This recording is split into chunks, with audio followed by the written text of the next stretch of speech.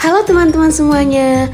Jadi, kami di sini dari kelompok 5, jurusan Kesehatan Masyarakat, kelas B angkatan 2024, Fakultas Ilmu Kesehatan Universitas Jenderal Sudirman. Nah, di sini kami akan berbagi ilmu terkait sistem reproduksi manusia.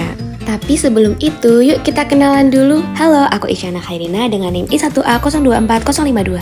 Aku Alia Kamila dengan NIM I1A024078. Aku Syafira Tesakanahaya dengan NIM I1A024094. Aku Aisyah Eka Khadijah dengan NIM I1A024096. Mari kita mulai ke pembahasan materi. Tubuh manusia tidak hanya tersusun atas kulit saja, tetapi tubuh manusia tersusun atas sel, jaringan, organ, dan sistem organ. Nah, salah satu sistem organ yang ada di tubuh manusia adalah sistem reproduksi. Apa sih sistem reproduksi itu? Sistem reproduksi adalah sistem organ di dalam tubuh makhluk hidup yang saling berhubungan, berlangsung secara seksual, dan dapat menurunkan materi genetik dari satu generasi ke generasi berikutnya melalui proses fertilisasi. Ternyata sistem reproduksi wanita dan pria itu berbeda loh teman-teman. Selanjutnya akan masuk kepada pembahasan sistem reproduksi pria. Organ reproduksi pria terbagi menjadi dua, organ reproduksi eksternal dan organ reproduksi internal. Organ reproduksi eksternal terdiri dari penis, skrotum, dan testis, sedangkan organ reproduksi internal terdiri dari vas deferens, vesicula seminalis, kelenjar prostat, kelenjar Koper, dan epididymis. Pada gambar ini ditunjukkan letak organ sistem reproduksi pria yang dimana memiliki fungsi menghasilkan sperma dan menyalurkannya ke dalam tubuh wanita. Dan pada slide selanjutnya akan dijelaskan tentang organ-organ secara satu persatu.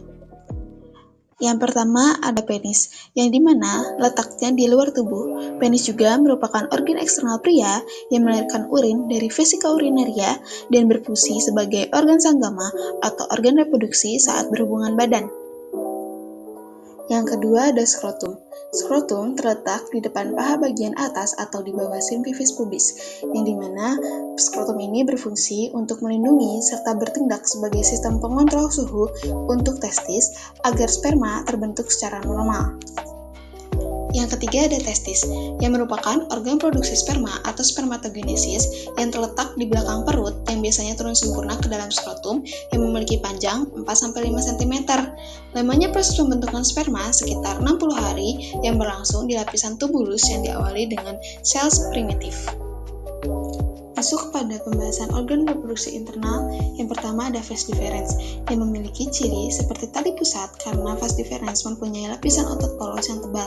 Vas deferens juga merupakan saluran yang membawa sperma dari epididymis. Vas deferens merupakan kelanjutan dari saluran epididymis. Selanjutnya ada vesicula seminalis. Satu pasang vesicula seminalis atau kantung sperma terletak di bagian posterior kandung kemih. Strukturnya mirip dengan kantong yang berlekuk-lekuk.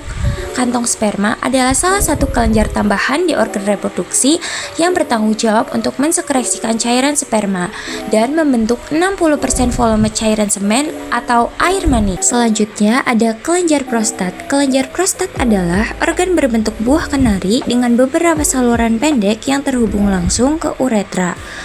Kelenjar prostat terdiri dari jaringan kelenjar dan otot polos, dan kelenjar prostat ini berukuran sekitar 3 cm. Sekitar 30% dari sebagian besar air mani dihasilkan dari kelenjar prostat. Kelenjar Koper atau bulboretral. Kelenjar ini berbentuk seperti kacang polong yang terletak di bawah kelenjar prostat di awal bagian dalam penis. Kelenjar ini berdiameter sekitar 1 cm dan memiliki saluran kecil yang membentang ke depan dan ke tengah hingga bermuara di dasar spons uretra. Tugas kelenjar ini adalah untuk mengeluarkan residu asam pada uretra yang tersisa dari urin. Selanjutnya ada epididymis. Epididymis adalah suatu saluran yang berkelok-kelok yang panjangnya mencapai 20 kaki atau sekitar 4-6 meter dan terletak di sepanjang sisi posterior testis. Epididymis memiliki fungsi sebagai tempat penyimpanan dan pematangan sperma sebelum sperma dikeluarkan. Sepasang epididymis terletak di dalam skrotum bersama testis.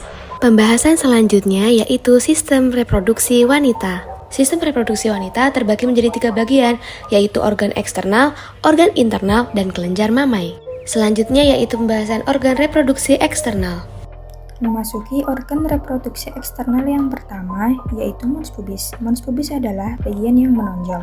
Mons pubis berbentuk bulat yang berisi jaringan lemak ditutupi kulit untuk menutupi tulang kemaluan.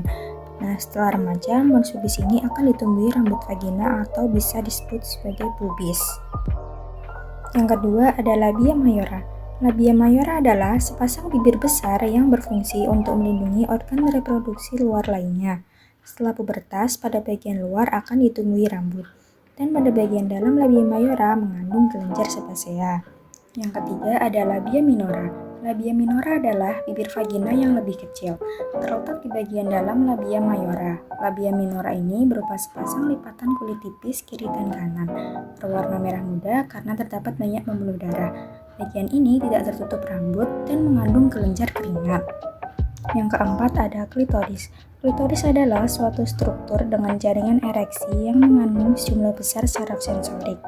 Fungsi dari klitoris adalah sebagai sumber rangsangan selama hubungan seksual. Organ ini sebesar kacang hijau tertutup oleh tudung klitoris dan sangat sensitif. Pada beberapa wanita, klitoris akan sedikit membengkak pada saat berhubungan seksual. Yang kelima ada vestibulum. Vestibulum berbentuk lonjong dengan ukuran panjang dari depan ke belakang yang dibatasi oleh klitoris di bagian depan, labia minora di kanan dan kiri, dan forceps di bagian belakang. Terdapat 6 muara, yaitu muara uretra, 2 lubang saluran Skene, introitus vagina, dan 2 lubang saluran Bartholin. Yang terakhir ada introitus vagina. Introitus vagina terletak di bawah vestibulum. Pada gadis terdapat himen atau selaput darah yang masih utuh tanpa robekan. Wanita memiliki berbagai jenis selaput darah, yaitu selaput darah berbentuk cincin, selaput darah berlubang seperti saringan, selaput darah dengan penyekat atau septum, selaput darah berbentuk bulan sabit, dan selaput darah yang tidak berlubang. Selanjutnya yaitu organ reproduksi internal wanita. Vagina merupakan organ kelamin wanita yang paling luar dan ditopang oleh otot-otot dasar pelvis. Vagina memiliki panjang kurang lebih 6-9 cm. Vagina berfungsi sebagai saluran keluar darah saat menstruasi, alat persetubuhan, dan jalan lahir saat melahirkan atau partus. Selanjutnya ada uterus yang berbentuk seperti buah pir. Kemudian uterus memiliki fungsi sebagai tempat implantasi ovum yang sudah dibuahi, tempat menyediakan makanan bagi pertumbuhan dan perkembangan janin. Selanjutnya yaitu ada tuba fallopi atau oviduk yang memiliki panjang kurang lebih 10 cm. Tuba fallopi berfungsi sebagai saluran bagi sel telur untuk bergerak dari ovarium menuju rahim. Kemudian juga digunakan sebagai tempat pembuahan sel telur oleh sperma atau yang dinamakan sebagai konsepsi. Tuba fallopi juga terbagi menjadi 4 bagian makroskopis, yaitu pars interstitialis atau intramuraris, isthmus, ampulla, dan infundibulum. Selanjutnya ada ovarium atau gonad yang berlokasi pada bagian kanan dan kiri uterus. Ovarium berfungsi sebagai penghasil oosit dan memproduksi serta mensekresikan hormon steroid seks yaitu estrogen dan progesteron. Organ reproduksi selanjutnya yaitu kelenjar mamae. Payudara atau kelenjar mamae merupakan organ reproduksi yang terletak di sebelah atas dari otot dada dan di bawah kulit.